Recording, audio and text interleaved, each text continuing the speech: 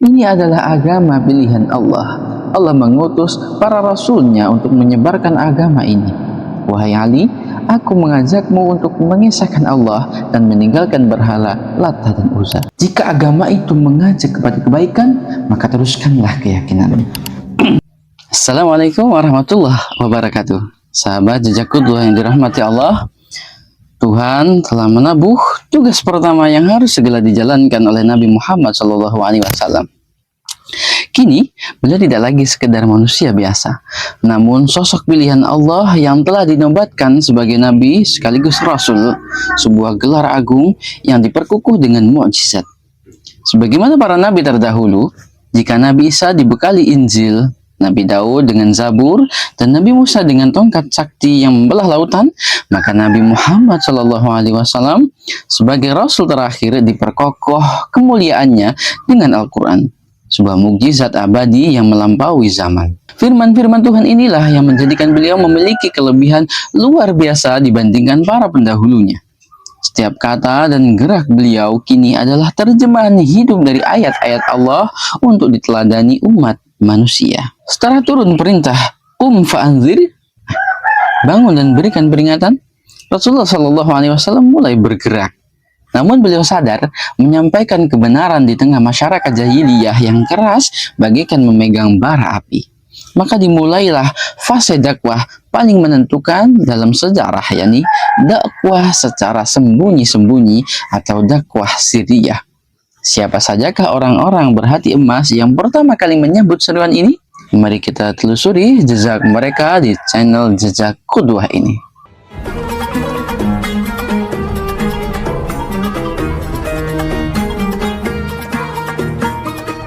Orang pertama yang beliau sapa adalah belahan jiwanya sendiri, yakni Sayyidah Khadijah, wanita mulia yang sejak awal memang berharap suaminya menjadi seorang rasul. Tanpa ragu sedikit pun, Khadijah langsung menerima risalah ini.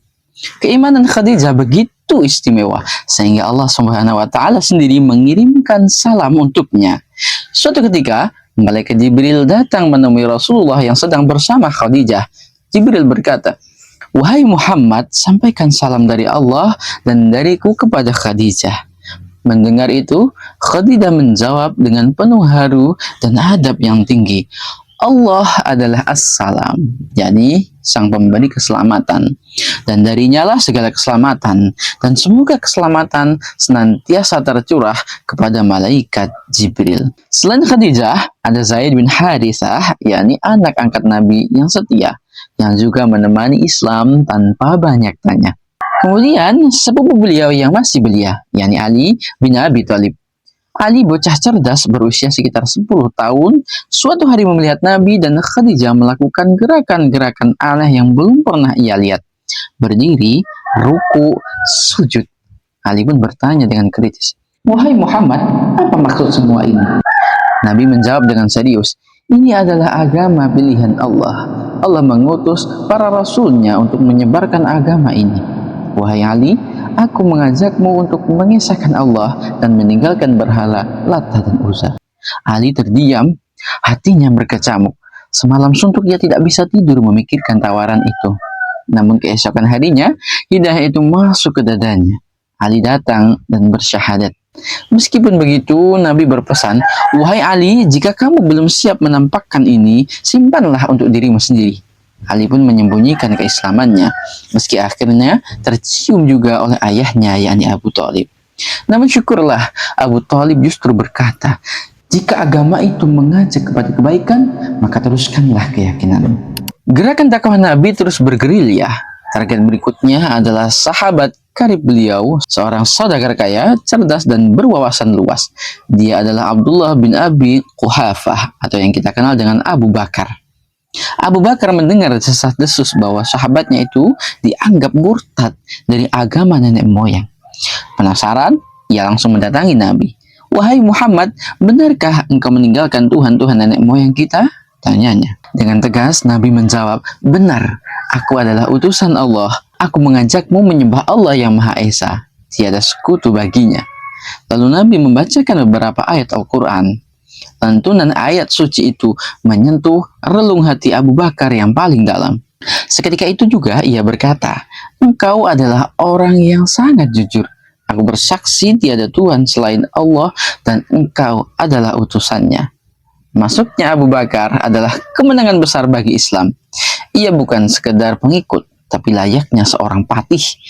Dengan keluasannya, Abu Bakar langsung bergerak mendakwahkan Islam kepada orang-orang kepercayaannya. Istrinya, Ummu Ruman, masuk Islam. Anak-anaknya, Asma dan Abdullah, juga ikut jejak sang ayah. Tak berhenti di keluarga, Abu Bakar mengajak rekan-rekan bisnisnya. Melalui tangan dingin Abu Bakar, para pemuda elit Quraisy satu persatu menjemput hidayah. Utsman bin Affan, Zubair bin Awam, Abdurrahman bin Auf, Sa'ad bin Abi Waqqas, dan Thalhah bin Ubaidillah. Mereka inilah pilar-pilar awal umat ini. Sahabat, hidayah Allah datang dengan cara yang unik. Ada kisah Khalid bin Sa'id al-As yang bermimpi mengerikan. Ia melihat ayahnya hendak mendorongnya ke dalam api yang berkobar. Tapi tiba-tiba ada tangan yang menarik dan menyelamatkannya. Pemilik tangan itu adalah baginda Rasul Muhammad SAW. Terbawa dengan keringat dingin, Khalid langsung mencari Nabi dan menyatakan keislamannya. Meski akibatnya, ia diusir dan tidak diberi makan oleh ayahnya sendiri. Tapi Khalid berkata tegas, "Jika engkau tidak memberiku makan, maka Allah yang akan memberiku rezeki." Ada juga kisah Utsman bin Affan. Saat pulang berdagang dari Syria, di tengah padang pasir yang sunyi, ia mendengar suara misterius memanggil, "Hai orang yang tertidur, bangunlah. Sungguh Ahmad telah muncul di Makkah." Suara itu terus terngiang. Sampainya di Makkah, ia bertemu Abu Bakar yang mengajaknya menemui Nabi. Dan akhirnya Utsman pun bersujud kepada Allah. Lalu Abdurrahman bin Auf, ia pernah bertemu seorang pendeta tua di Yaman yang bertanya, "Apakah di negerimu sudah muncul sosok yang melarang menyembah berhala?" Pertanyaan itu terjawab saat ia kembali ke Makkah dan dia mendengar dakwah Nabi. Tanpa ragu, saudagar sukses ini pun meletakkan seluruh hidupnya untuk Islam. Semakin hari, pengikut Nabi semakin bertambah. Ada yang kaya, ada yang miskin, ada bangsawan, ada pula budak jelata. Jumlah mereka mencapai sekitar 46 orang. Mereka ini kelak dikenal dengan gelar kehormatan As-Sabiqun Al-Awwalun, yakni orang-orang yang terdahulu masuk Islam. Namun mereka butuh tempat untuk berkumpul dan belajar tanpa diketahui mata-mata Quraisy. Allah memberikan jalan melalui seorang pemuda kaya bernama Arqam bin Abil Arqam. Arqam dengan sukarela menyerahkan rumahnya di dekat Bukit Safa sebagai markas rahasia dakwah. Di Darul Arqam inilah, atau rumah Arqam, Rasulullah membina para sahabat. Beliau mengajarkan tauhid, membersihkan hati dari kesombongan, dan mengajarkan sholat. Malaikat Jibril pernah datang mengajarkan wudhu dan gerakan sholat, berdiri, ruku, sujud, dan salam. Awalnya, sholat terasa berat bagi sebagian orang Arab yang terbiasa angkuh. Gerakan sujud, meletakkan kepala sejajar dengan tanah, adalah pukulan bagi ego mereka. Namun akhirnya mereka paham, salat adalah cara mengikis kesombongan dan mengakui bahwa kita hanyalah hamba di hadapan sang raja di raja.